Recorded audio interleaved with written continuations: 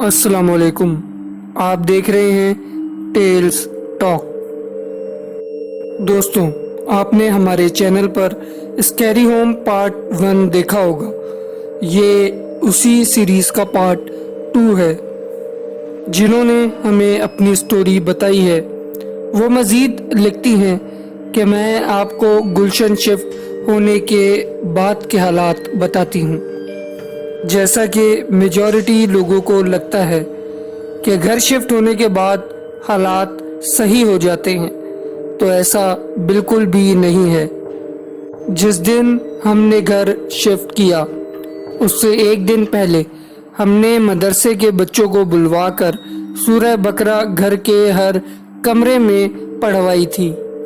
دوسرے دن جب ہم نے شفٹنگ کرنی تھی تو میں بچوں کو لے کر پہلے پہنچ گئی اور میرے ہسبینڈ سامان لے کر بعد میں آنے والے تھے. میں نے جیسے ہی گھر کا دروازہ کھولا تو دیکھا کہ پورے گھر میں گٹر اور بدبو تھی. کیونکہ ہمارا فلیٹ فرسٹ فلور پہ تھا تو اوپر کے تینوں گھروں کا پانی ہمارے گھر میں آ رہا تھا. اتنی دیر میں میرے ہسبینڈ بھی سامان لے کر اس گھر میں پہنچ گئے. بڑی مشکل سے صفائی کروا کر سامان رکھوایا. اس کے بعد ہم نے غور کیا کہ 2-4 دن گزرنے کے بعد مین گیٹ پر بھری ہوئی پانی کی بوتل روزانہ رکھی ملتی. پھر ایک دن ماسی نے بتایا کہ کوئی چوکھٹ پر انڈا پھوڑ گیا ہے. میں نے اگنور کیا اور صفائی کرنے کا بولا. شروع کے 2 سال سکون سے گزرے. ایک دن میرا چھوٹا بیٹا اسکول سے آیا تو اس کا چہرہ زخمی تھا. اس کے گلاسز ٹوٹ کے اس کی آنکھوں میں گھس گئے تھے. بس اسی دن سے گھر میں ویرانیت اور نحوست شروع ہو گئی تھی. ہمارے اوپر والا فلیٹ خالی تھا لیکن وہاں سے مسلسل بھاگنے کی، کودنے کی اور فرنیچر گھسیٹنے کی آوازیں آتی تھی.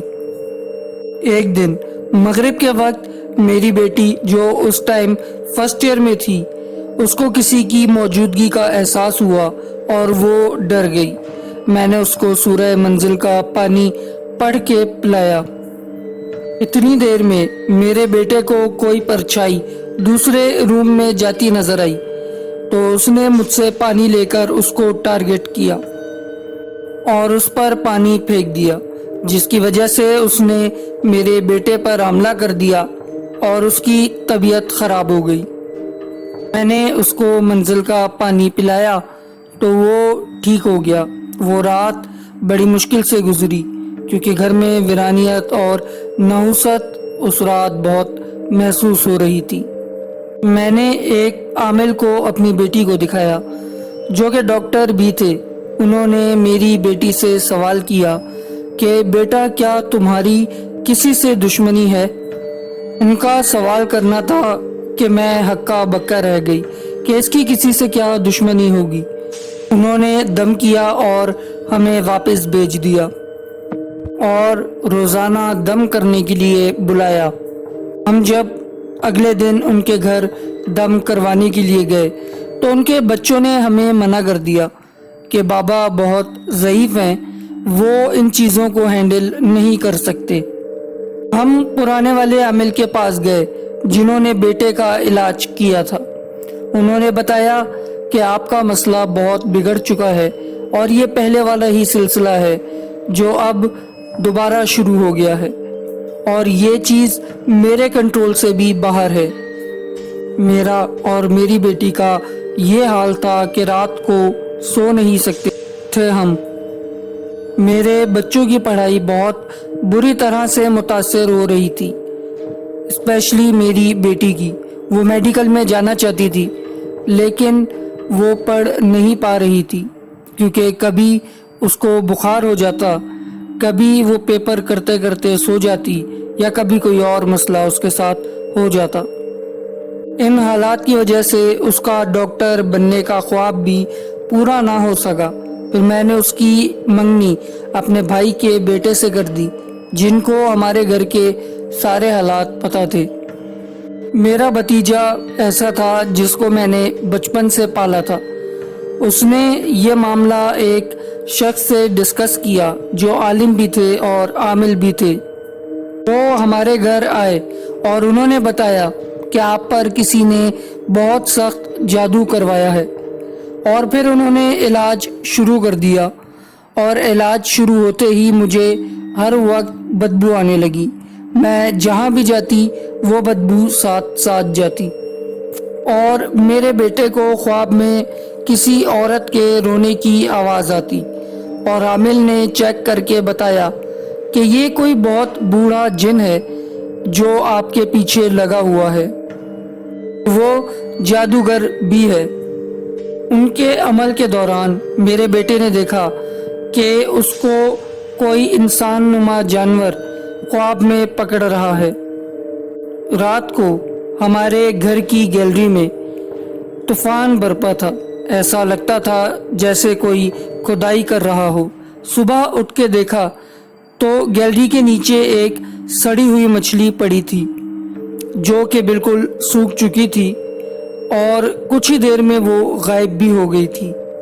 اگلے ہی دن ان صاحب کو کسی نے بائک سے دھکا دے دیا۔